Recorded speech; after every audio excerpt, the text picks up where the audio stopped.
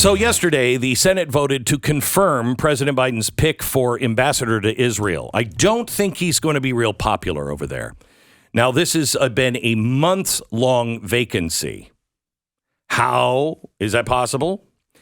Well, President Biden really picked somebody really, really good. The qualifications. What do you think the qualifications to the ambassador to Israel? What should he have? I mean, maybe he should be Jewish. Okay. The new ambassador checks that box. He's an Orthodox Jew, observes the Sabbath. So far, so good. Our ambassador to Israel should also have experience in foreign policy. Kind of important, saying that the region is a tinderbox right now might be a little of an understatement. Well, the nominee, he did serve as Obama's Deputy Secretary of State for Management and Resources. That is referred to as the Chief Operating Officer of the State Department. So, you know, given all the aid that we'll probably throw at the region, could be a valuable skill set. Now, of course, much of that aid is going to Gaza, but we know this new ambassador that was passed yesterday by the Senate knows how to handle finance. I mean, real finance, real money, too. His name is Jack Lew. He's the new ambassador. Lew was also the director of the Office of Management and Budget under both Clinton and Obama. And then he served as Obama's Treasury Secretary from 2013 to 2017. So that's great, right? As we learned from Ukraine, keeping track of our foreign aid, it's going to be very important. And if he's the ambassador, it's going to be great. Oh, wait, what? We just throw it out like Oprah and hope it blows up Russia or something? Oh. What? There's definitely no money laundering going on. Right. Okay. What do you mean? Having the guy who ran the U.S. Treasury, the Oprah of Oprahs, going to make things worse? No, that can't be. That can't be. The third thing that I think we should learn about the ambassador of Israel is he has a very solid understanding on Iran.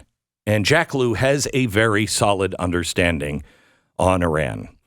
Because Hamas isn't funding itself. Hamas, Hezbollah, and now the Houthi rebels in Yemen, they're all getting their money and their orders from Iran. So we don't want to send more, what? He's going to send, okay. Wait a minute. Apparently, Jack Lew is one of the main players in Obama's Iran nuclear deal. He is also the main guy Obama used to sell the deal to the Jewish community. Now, he probably quickly realized the deal backfired. Well, in 2017, he said, I think Israel is safer today than it was before the deal when Iran was genuinely approaching having a nuclear weapon. So remember the pallet of cash that we put on the airport there for Iran? Yeah, that's Jack Lew. That's him. So good pick for ambassador for Israel, right? Every Senate Republican, except for two, voted no. The two that voted for him, Rand Paul and warmonger extraordinaire Lindsey Graham. Now, is there a chance that Jack Lew will use his financial and negotiation skills to bring peace back to the region? Yeah. Or maybe he's the perfect guy to continue what Biden has been doing all along, appeasing Iran, making the perfect opportunity for government money laundering. But I mean, honestly, if we could print our own money in our basement, I mean, wouldn't you? Just Rand Paul. Rand has been on the record kind of to approve most nominees, right? That's kind of been his stance over the years. Yes. He pretty much believes... He believes in pretty much rubber stamp. He believes unless there's something deeply unconstitutional about him, I vote yes. Mm-hmm. I am there to affirm.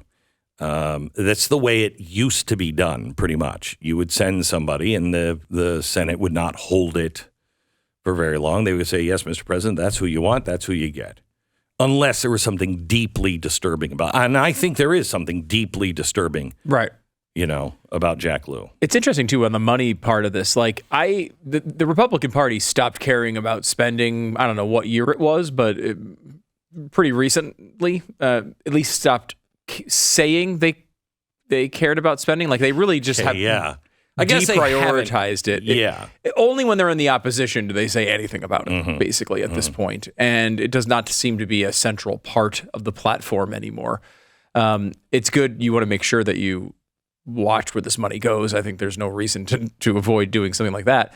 I think the interesting thing about this is, like, this is such a bad situation. I'm someone who does care about spending. Like, we bring on budget experts all the time. We still talk about how, the debt is out of control. Like, it's an issue I still care about. Oh, yeah. But when it comes to issues like both Ukraine and Israel, it is lower on my priority list. It's not the top thing I'm thinking about when I'm thinking about, like, Ukraine is a great example of this. I'm upset about all the money that we're spending in Ukraine. It is not my top concern, however, when it comes to Ukraine. My top concern is this moronic group of people getting us into World War III. Yes. That is, like, I don't want them to spend the money.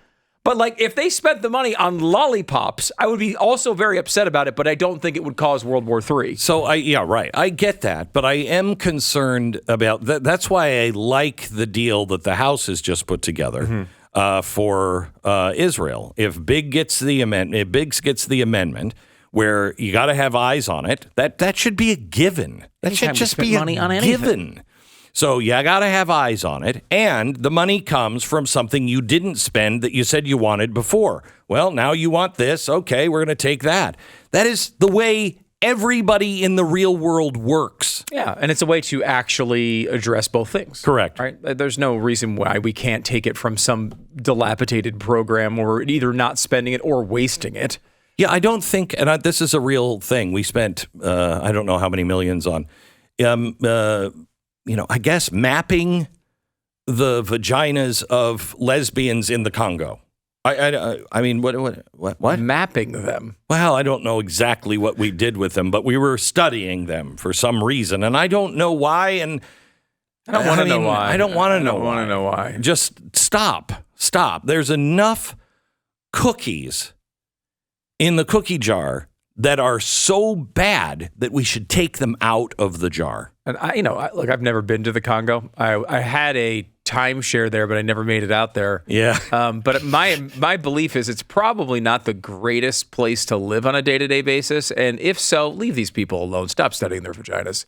Just let them live their lives. You don't need to go in there with all your equipment. Just leave them alone. Let them breathe. You know what I'm saying? Let them hang out there. That'd be lower on your concern list.